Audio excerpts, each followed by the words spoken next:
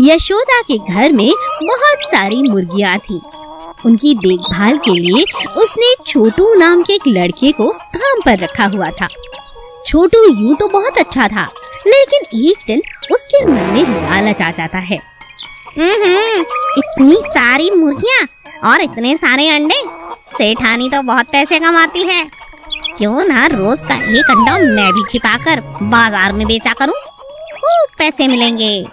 छोटू चालाकी से हर रोज एक अंडा पेड़ के ऊपर छिपा देता था और रात को वहां आकर अंडा वापस अपने पास ले जाता था। अगले दिन वो बाजार में उन्हें बेच देता था। अरे रोज रोज एक अंडे से मजा नहीं आ रहा। आज से 2 अंडे चुराऊंगा और रोज नहीं आऊंगा, रात में दूसरे तीसरे दिन आऊंगा ताकि दाम अच्छे मिले। एक दिन यशोदा छोटू से कहती है, अरे छोटू, ये ले तेरी तनख्वाह। कोई और चीज चाहिए हो तो मांग लेना। तुम बहुत मेहनती हो। तुम्हारी मेहनत देखकर मैं बहुत खुश हूँ। अच्छा हाँ, ये लो, कुछ मिठाई अपने घर वालों के लिए भी ले जाओ। यशोदा हमेशा छोटू का बहुत ख्याल रखती थी। वो ये नहीं जानती थी कि छोटू उसे धोखा दे रहा है। एक दिन छोटू की तबीयत खराब हो जाती है। वो काम पर नहीं आता तो यशोदा सारा काम करती है। एक दिन वो आंगन के पेड़ के पास झाड़ू लगा रही थी कि अचानक एक अंडा ऊपर से आकर नीचे गिर गया। हाय राम! आंगन में अंडा, और वो भी पेड़ से। अरे ये क्या हो रहा है? मेरी तो मुर्गी अंडे देती है, पेड़ नहीं। कुछ तो गड़बड़ है, चढ़कर देखती हूँ। यशोदा पेड़ पर चढ़कर देखती है कि वहाँ 6-7 अंडे पड़े हैं। हाँ, यहाँ पर अंडे क्या कर रहे हैं? ये तो किसी ने चोरी से रखे हैं, ऐसा मालूम होता है। मगर कौन है वो? कहीं छोटू तो नहीं? मगर छोटू तो आज काम से ही नहीं आया। लगता है छोटू पर नजर रखनी होगी। यशोदा बहुत चालाक थी और समझदार भी। उसने एक सीसीटीवी कैमरा बाजार से खरीदा और अपने आंगन में लगा दिया। अगले दिन जब छोटू काम पर आता है तो यशोदा उस पर पूरी नजर रखती है और उसके जाने के बाद कैमरा देखती है कि रात में छोटू आता है और सारे अंडे ले जाता है। यशोदा का दिल टूट जाता है। हाय राम! इतनी बड़ी चोरी! मैं तो इस छोटू को कितना ईमानदार और सच्चा समझती थी, मगर ये छोटे छोटे अंडों के लिए ऐसा करेगा, ये तो मैंने नहीं सोचा था। यशोदा रंगे हाथ छोटू को बाजार में पकड़ लेती है। क्यों रे छोटू, क्या कमी रह गई थी? तनख्वाह देती हूँ, घर वालों के लिए मिठाइयाँ देती हूँ और कभी किसी चीज के लिए कभी मना नहीं करती, लेकिन तुमने ये छोटा काम करके मेरा दिल दुखाया है। आज के बाद मेरे यहाँ काम पर मत आना। अरे दीदी, माफ कर दो, गलती हो गई। छोटू बहुत गिड़गिड़ाता है और अपनी गलती की माफी मांगता है। यशोदा उसे माफ कर देती है। ये तो भला हो सीसी कैमरे का, जो मुझे सच्चाई पता लग गई, नहीं तो मैं तो समझती कि मेरा पेड़ भी अंडे देने लगा है। गाय का साइकिल रेस।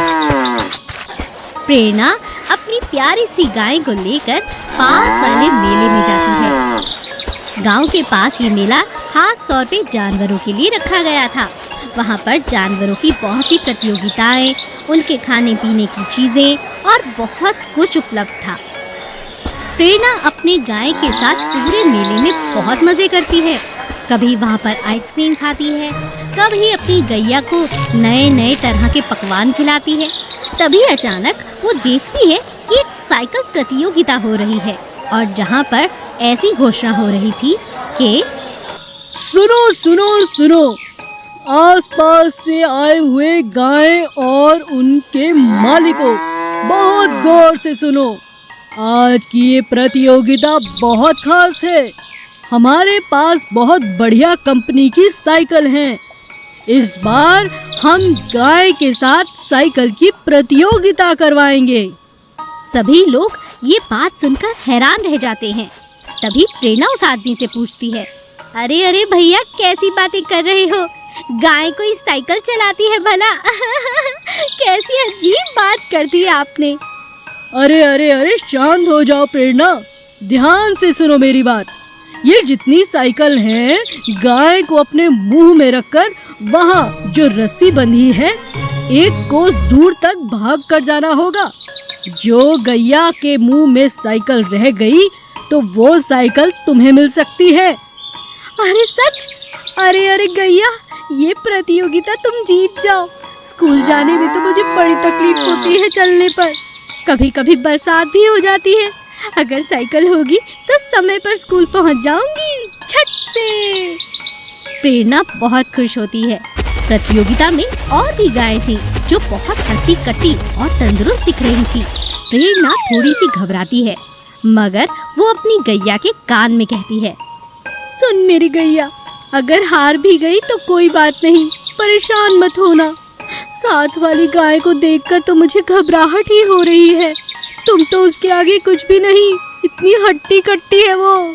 प्रेरणा की गैया बहुत समझदार थी। वो चुपचाप मुस्कुराती है और प्रतियोगिता में भाग लेने के लिए बहुत उत्सुकता से आगे बढ़ जाती है। जैसे ही प्रतियोगिता शुरू होती है, शुरुआत में तो प्रेरणा की गैया बहुत पीछे रह जाती है, लेकिन धीरे धीरे उसकी दौड़ बढ़ जाती है और वो प्रतियोगिता जीत जाती है। प्रेरणा की खुशी का ठिकाना नहीं रहता। अरे वाह मेरी गैया, कमाल हो गया, हमें नई साइकिल मिल गई। सच में तू सबसे अनोखी, सबसे सुंदर और सबसे शक्तिशाली है। कपटी कौवा। एक जंगल में चीनी नाम की एक चिड़िया रहा करती थी। वो बहुत ही दयालु थी और भोली भी थी। सभी पर विश्वास बहुत आसानी से कर लिया करती थी।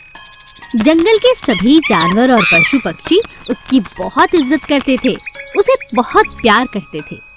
एक दिन जब वो कहीं जा रही थी तो अचानक अपने पेड़ के पास जहाँ उसका घोंसला था, उसने एक कौवे को देखा जो कि उठ भी नहीं पा रहा था और मदद के लिए पुकार रहा था। बचाओ, बचाओ, कोई है? मेरी मदद करो। अरे चीनी चिड़िया ने जमीन पर पड़े कौवे की मदद की सोची और वो उसे उठाकर अपने पेड़ पर ले गई और कौवे से पूछा, कौवे भाई, क्या हुआ है तुम्हें? मैं पानी की तलाश में जा रहा था, लेकिन अचानक एक बाज ने मुझ पर हमला कर दिया और मैं ऊपर से नीचे गिर पड़ा। कौवे की बात सुनकर चिड़िया ने कहा, कोई बात नहीं कौवे भैया, ये लो पानी पियो। जब तक तुम चाहो यहाँ रह सकते हो, यहाँ आराम करो, ठीक होने के बाद जा सकते हो। चीनी की बात सुनकर कौवे ने कहा, मैं ठीक होते ही यहाँ से चला जाऊंगा। ठीक है, लेकिन चीनी यह नहीं जानती थी कि वो कौवा कितना कपटी है और उसके मन में क्या चल रहा है। कौवा मन ही मन खुश होकर सोचने लगता है, अरे वाह, कितनी मोटी चिड़िया है। बस थोड़ा ठीक हो जाऊं तो इसे मार कर खा जाऊंगा और इसके पेड़ पर ही हमेशा के लिए आराम से रहूंगा। इतना बढ़िया घर बना रखा है इसने। चीनी ने कौवे की खूब सेवा की और कुछ ही दिनों में वो बहुत जल्द ठीक भी हो गया। एक दिन जब वो दोनों मिलकर बाहर घूमने के लिए जा रहे थे, उन्हें रास्ते में चीनी का एक दोस्त भोलू बंदर मिल जाता है, जो कौवे को देखकर चीनी से कहता है, अरे अरे चीनी, जरा इधर आना, मेरी बात सुनो। क्या है? तुम्हें ये कपटी कौवा कहाँ से मिला? क्या तुम इसे जानते हो भोलू? हाँ हाँ, मैं इसे अच्छे से जानता हूँ। ये बहुत ही कपटी है। पिछले साल ही इसने मेरे पास के जंगल वाले पेड़ में एक कबूतर के अंडों को खा लिया था और जानती हो, उसे भी दोस्त बनाकर ही रहता था। ये बहुत कपटी है। अरे नहीं नहीं भोलू, ये तो बहुत अच्छा है। ठीक है, जैसी तुम्हारी मर्जी। चीनी और कौवा वहाँ से चले जाते हैं, लेकिन भोलू जानता था कि चीनी बहुत भोली है और उसकी दोस्त है, तो उसकी जान को खतरे में न डालते हुए वो उसका पीछा करता है। तभी अचानक एक बाजरे के खेत के पास आकर कौवा चीनी से कहता है, अरे देखो देखो, कितना बढ़िया बाजरा है, चलो मिलकर खाते हैं। चीनी जैसे ही बाजरे के खेत में घुसकर बाजरा खाने लगती है, कौवा अचानक उस पर हमला कर देता है। कोई है, बचाओ! अब मैं तुझे खा जाऊंगा। लेकिन तभी अचानक भोलू बंदर वहाँ आता है और एक झपट्टे में उसे मारकर अपनी दोस्त चीनी को बचा लेता है। चीनी अपने दोस्त का शुक्रिया अदा करती है और कहती है, शुक्रिया भोलू बंदर, अगर तुम ना आते तो आज मेरी जान जाना निश्चित था। मैंने तुम पर विश्वास नहीं किया, मुझे माफ कर दो।